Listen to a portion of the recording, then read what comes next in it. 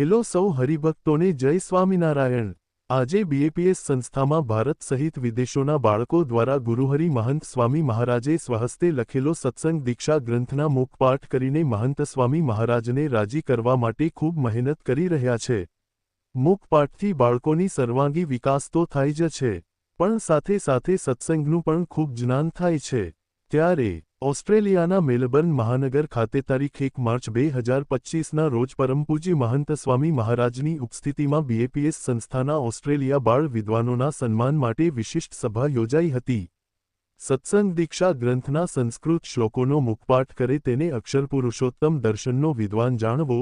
પરમ પૂજ્ય મહંત સ્વામી મહારાજના આ આશીર્વાદ અને સંકલ્પ અનુસાર ઓસ્ટ્રેલિયાના 1000 કરતાં વધારે બાળ બાલિકાઓએ સત્સંગ દીક્ષા ગ્રંથના સંસ્કૃત શ્લોકોનો મુખપાઠ કર્યો છે।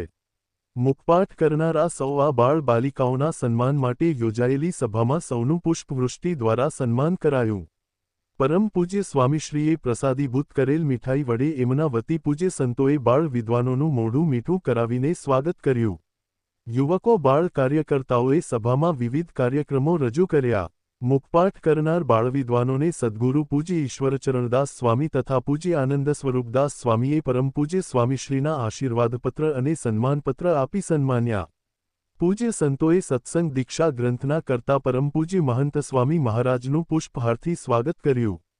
પરમ પૂજ્ય સ્વામીશ્રીએ વિવિધ પ્રકાશનો પ્રસાદીભૂત કર્યા।